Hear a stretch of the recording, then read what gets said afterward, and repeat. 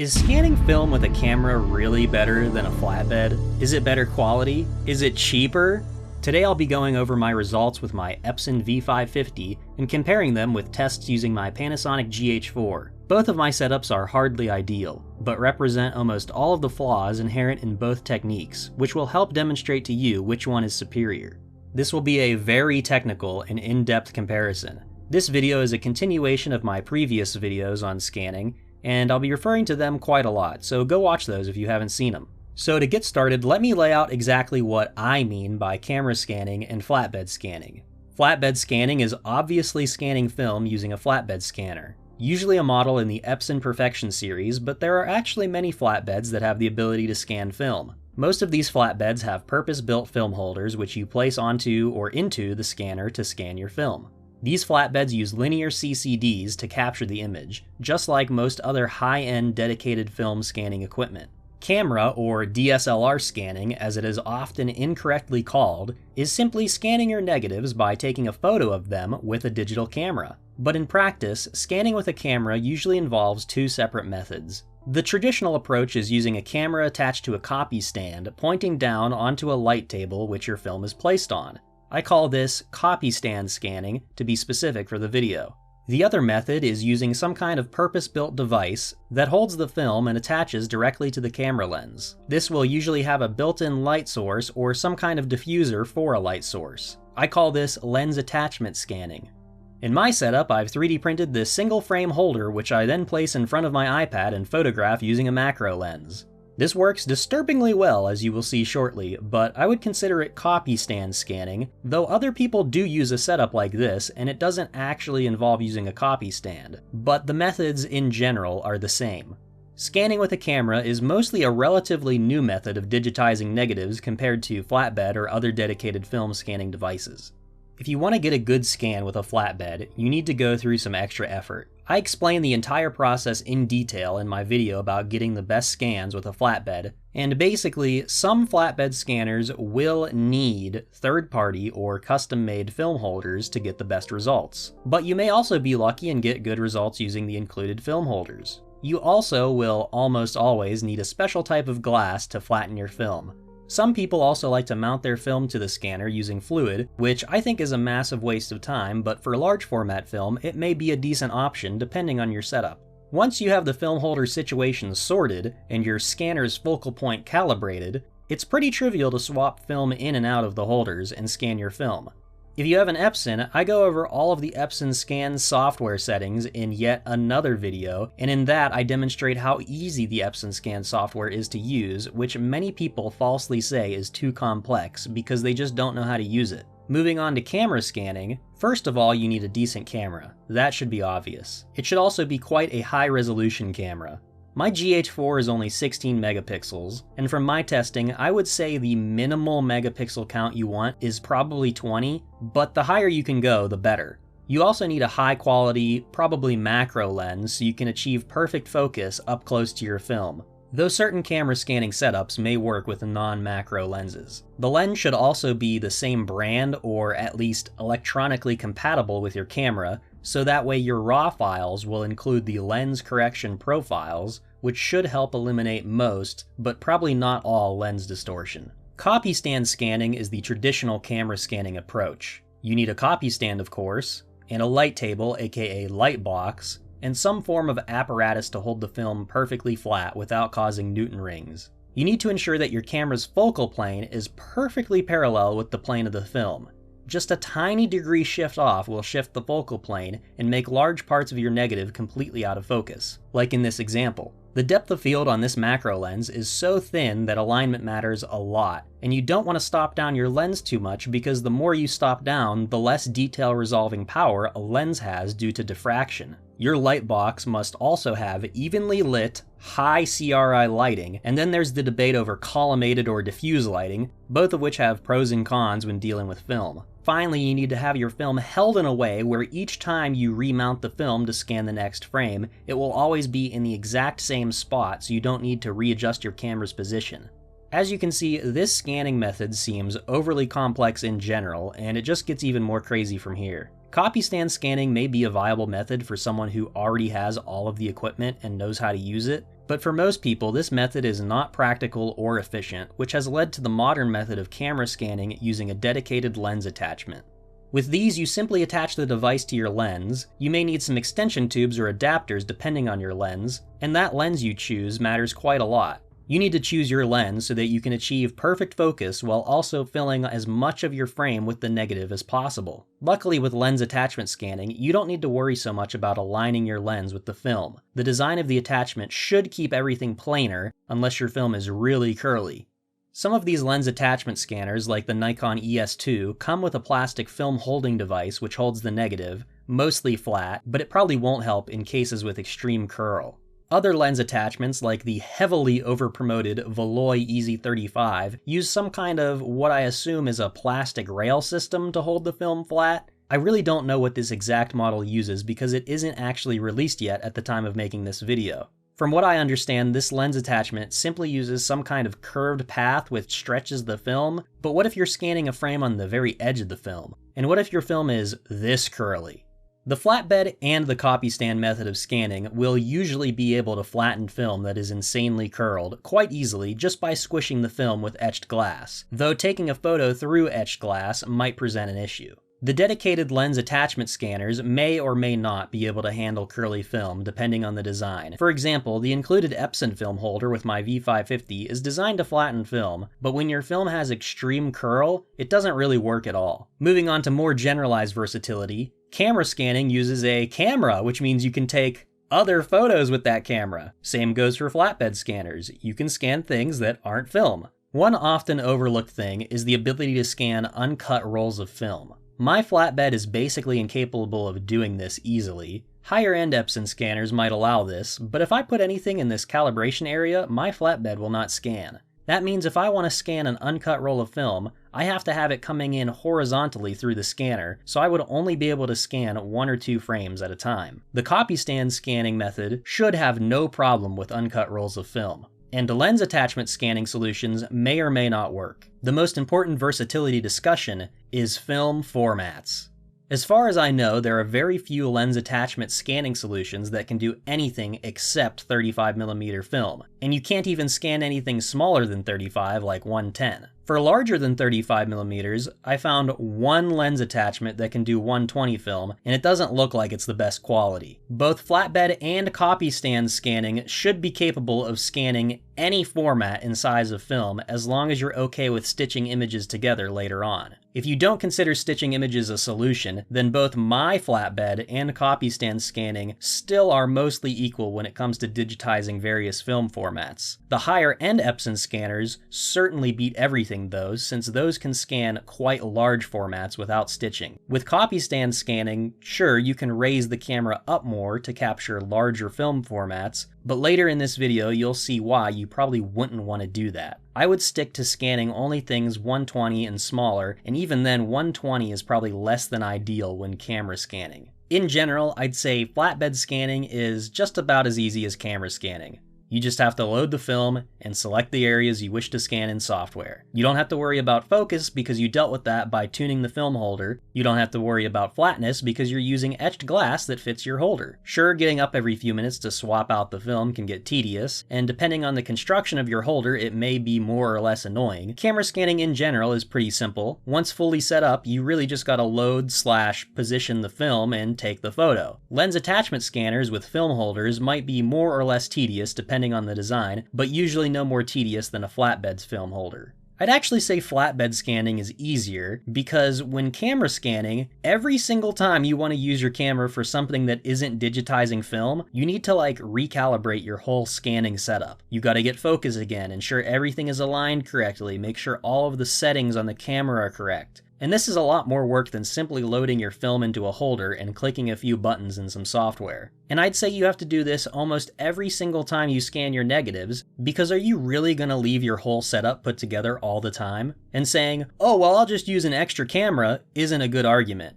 You wouldn't want to use a worse camera than your main one, and you most certainly are not digitizing film with a better or equal camera to your main, because if you can afford an extra good camera that you dedicate to just scanning film, then you can also afford the highest end flatbed or a dedicated film scanner, if there were any good ones currently in existence. That's for another video though. Moving on to speed.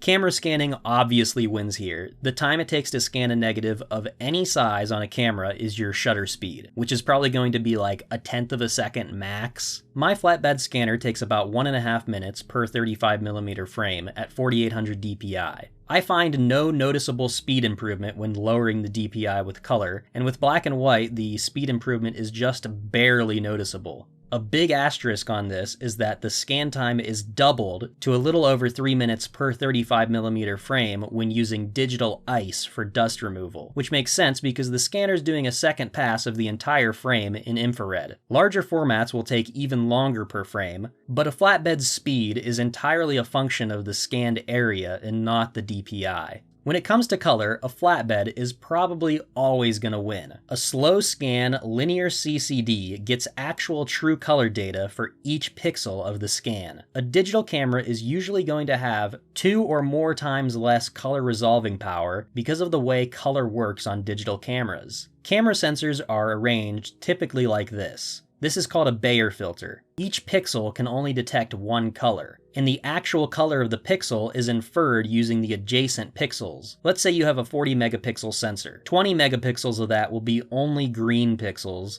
10 will be only blue, and the remaining 10 will be red pixels. You are also fully relying on software to interpret the raw data. You are using custom-made linear profiles specific to your camera, right? You aren't going to tell me you use Adobe Color, right, bro? There are cameras that do get true color for every pixel, and I'm pretty sure they're all made by Sigma. These cameras have the Foveon sensor, which instead of a Bayer filter actually has 3 stacked photo-sensing layers to capture true color information per pixel, and allegedly Sigma is about to release a new camera with a modern Foveon sensor, so that's pretty cool, and it would probably be the ideal film scanning camera.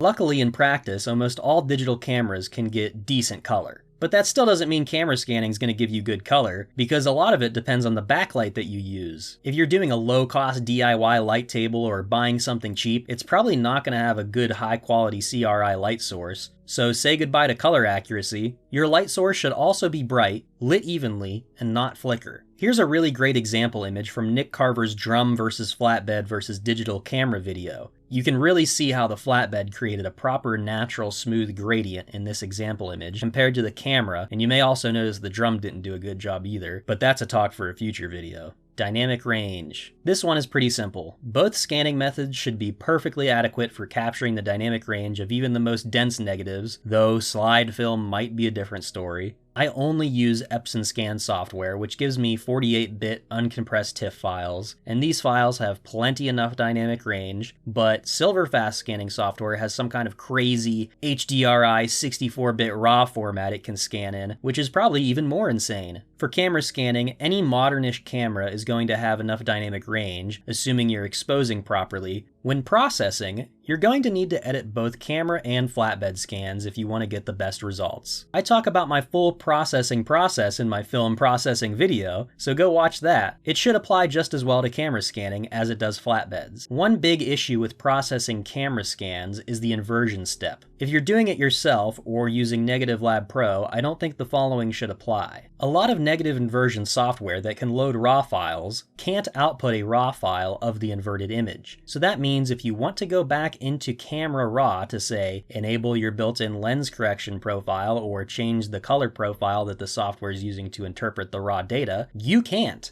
It would be safer to open your RAW files, apply the color profile, apply lens corrections, and then export that image as a TIFF. That way your mystery negative inverting software can actually invert the image from your camera as it should be. I know I keep talking about linear color profiles, and when taking normal photos with a camera, it certainly isn't always needed for every single shot. But when scanning film, I think it really helps you maintain the original contents of the film, since you're not letting the Adobe profile manipulate the image. I have a short video on how to create linear profiles for any camera, so you should check that out if you don't have one for your camera. Another thing to keep in mind is vignetting. Pretty much every lens is going to have some tiny amount of vignetting, and you're going to want to correct for that. The inversion software Grain to Pixel actually has a tool that lets you profile the vignette of your lens, and it will automatically remove it for you during the inversion. You could manually remove it too, but it's an extra step that you gotta take when dealing with camera scans if you want the absolute best results. Flatbeds don't, or shouldn't, have any problems with vignetting, though that doesn't mean they're safe from weird artifacts and anomalies. One big difference between processing camera scans and flatbed scans is file size. The bigger files from the flatbed will be much more difficult to work with if you don't have the best computer. The raw files from my GH4 are about 20 megabytes each, and the uncompressed TIFFs from my flatbed are about 200 megabytes per 35mm frame, and they get bigger for larger film formats.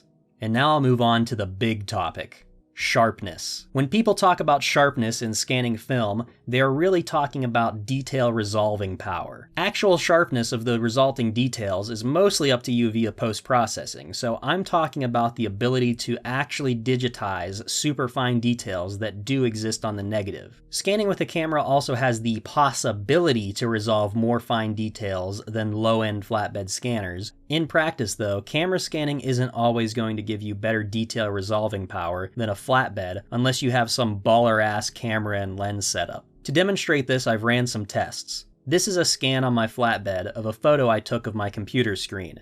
Once again, my scanning setup is an Epson V550 and my camera is a Panasonic Lumix GH4. Both of these were released in 2014, so I would say it's a very fair comparison. The lens I'm using is the Lumix G 30mm f2.8 macro lens. I've lined up both the flatbed and the camera scan as best as I could in Photoshop. Both files have been sharpened via appropriate deconvolution sharpening. When zoomed out, the differences between the camera scan and the flatbed scan are minimal, besides significantly more moire patterns on the camera scanned file. Zooming in, I'll focus on this area of the photo. Here's the flatbed, and here's the camera scan. You will probably think the camera scan is more sharp because of the noise. Grain or noise tricks your brain into thinking that there's more detail and more sharpness than there really is. I would say that between these two scans, the detail resolving capability is about equal, with the flatbed actually coming out slightly on top. I say this because the flatbed scan clearly has visible horizontal lines between the rows of pixels on my computer screen. This isn't visible on the camera scan, and I know that these should exist because I also took a close-up photo of my computer screen with my macro lens. Notice the clearly defined spacing between rows of pixels. Now I'll show you the camera scan and the flatbed. Clearly the flatbed shows this detail and the camera scan doesn't. You can also make out the sharp edges of the pixels on the flatbed scan, especially on the letter Z. On the camera scan, this appears as a smooth blob. Therefore, in this test, the camera scan actually failed to resolve details that my flatbed did. And as I've said, my V550 isn't the best. The higher end Epsons like the 700, the 750, and ideally the 850 should be much better than this when used properly. And to make sure this wasn't a fluke, I actually did a few more comparisons on other photos and got the same result. This time I actually took two camera scans because I felt the first one wasn't as in focus as it could be. Zooming in 300% to the middle here where it says Ross backwards, this is the most in focus part of the image for my first camera scan. As I mentioned previously, if your lens is not perfectly planar with the negative, you're going to get messed up results, and that's what happened to this first one. This second camera scan is much better across the entire image. Ignore the differences in color tone, none of these scans have been fully corrected. You'll see that all three images are mostly the same when it comes to detail resolution. However, color resolution for sure goes to the flatbed. You can see significantly more detail in the color of the rusted areas on these two beams, and this isn't just because the images haven't been corrected, there's simply more information there. And remember, cameras usually are doing some color noise reduction by default, which is going to completely remove these kinds of minute color details. Moving over to this area where it says Joe, I want you to pay attention to the rivets along the top edge of this beam. In the camera scan, they're pretty much non-existent. You can just barely make out the shape of them along the dark edge. Going back and forth, the flatbed has far more detail resolved here. So in conclusion, when comparing my flatbed from 2014 to my Micro Four Thirds camera from 2014, the flatbed kinda shits on the camera. But I said earlier that camera scanning has the potential to be sharper and resolve more fine details, which is true. Let me go back to this first comparison. I took a separate camera scan, but this time I got closer to the negative, thus giving the camera more resolution for the area we're focusing on. I'd say this is probably only 60% of the entire 35mm frame, so I'm actually not capturing the entire negative here, but because I'm closer, it gives more resolution for the captured details. You can see now that yes, this certainly seems like it has much more noticeable detail than the flatbed. It isn't perfect, but I'd say it's a lot closer to what is actually on the negative, so yes, you could actually get more detail from a camera scan if you're willing to stitch images together, or if you have a much better camera than mine. And that leads me into the final technical comparison. Image resolution. The scans that my flatbed make of a 35mm photo are around 31 megapixels at 4800 dpi, but since I know my scanner is not actually resolving that much detail, it's probably only getting a little bit more than half that. Which is funny because my GH4 has a 16 megapixel sensor, and as you just saw, they were pretty damn close when directly compared, so that kind of lines up perfectly with my estimates. In my flatbed scanning techniques video, I explain in detail exactly why mine and many other flatbed scanners cannot always achieve perfect focus using the included film holders, if at all, which means the detail resolving capability might not be as good as it could be. Many people do not understand that DPI measurements do not equal detail resolution capability. To demonstrate, here's a scan from my Epson at 3200 dpi, and here it is scanned at 4800 dpi. You may incorrectly jump to the conclusion that the 3200 dpi scan is better because your brain is tricking you into thinking it has more detail. What you're seeing in the 3200 dpi image are the actual square pixels of the image forming contrasting borders between each other, which gives you the illusion of sharpness or extra detail. In reality, these two images have the exact same amount of resolved detail, but the 4800 dpi scan gives me those details with a lot more pixels between the details it's resolved, which means far smoother gradations between those details. Just because your personal scanner might only be able to resolve details of a certain size, why would you want only one pixel to represent that smallest detail? This is why on my scanner, I only scan at 4800 dpi. It gives me enough pixels to actually work with all of the resolved details without making any of those details pixelated. So in general, I believe that if your camera is something like 25 or higher megapixels, you'll probably be able to resolve more, or at least an equivalent amount of detail as a flatbed scanner with far less noise than what my personal camera can do. But there's a big asterisk when it comes to all of this. Medium and large format film scanning. Once you start talking about film that's bigger than 35mm, the entire discussion changes. A camera is never going to be able to compete with a flatbed. 120 film, maybe, but anything really big, the flatbed is king. This is because no matter how big the film is, the flatbed scan is the same optical resolution. With a camera, when you want to digitize something bigger, you have to move the lens further away, and the sensor isn't going to be able to resolve as much detail since there will be less pixels available per the size of the film. Sure, you can zoom in and stitch images together, which can give you a super high detail, extremely sharp image of a larger format film, but then you would have to contend with all kinds of annoyances like lens distortion and vignette for each frame before you stitch, and it's just in general not really practical. IBIS super resolution images also can make a difference here for sure, but in general, as a rule of thumb, camera scanning for anything larger than 35mm and possibly 120 film is probably a lost cause. You just will not have the same amount of resolution to work with. Moving on to the final comparison, cost. I'm going to budget out each of the three setups I've discussed in this video. To be fair, I'm not going to include the price of a camera in the camera scanning methods because as a photographer, you probably already have a digital camera and you probably wouldn't even be considering scanning your film with a digital camera if you didn't have one. The lens, however, I will not be leaving out because not everyone has a lens appropriate for this kind of thing. You will need a lens that can get razor sharp focus on the film while also filling your sensor up as much as possible, so generally you're going to need a macro or close focusing lens for both camera scanning setups. I'm putting the price of this lens at $200, which I think is a fair, low estimate. Obviously you can go crazy buying glass, but my used Panasonic macro lens cost me just under $200 after shipping and tax. For copy stand scanning, you're obviously going to need a copy stand. These range anywhere around $80 and $1,000 new, and sometimes even more for these highly overpriced film scanning ones. The used market is hardly any better, but I'm sure there's deals to be had if you look. To be fair, I'm going to budget a copy stand at $130, which is how much I would be willing to pay shipped for one of these that I've been looking at. You're also going to need a light table / light box of some kind. These also wildly range in price, especially if you're getting ones with high CRI LEDs. Here's a post on the Negative Lab Pro forums you should check out, and I'll have this link down below. I'm going to price the light box at $100 since I think there may be cheaper options that are viable, but most of the ones I would consider are around $150 to $200. Finally, you need something to hold your film. To make things simple, I'll just price in $20 for a big sheet of etched glass and some cardboard and tape. You could obviously spend way more on a film holding solution, but with this $20, it brings the general cost of copy stand scanning to $450, which is quite a lot.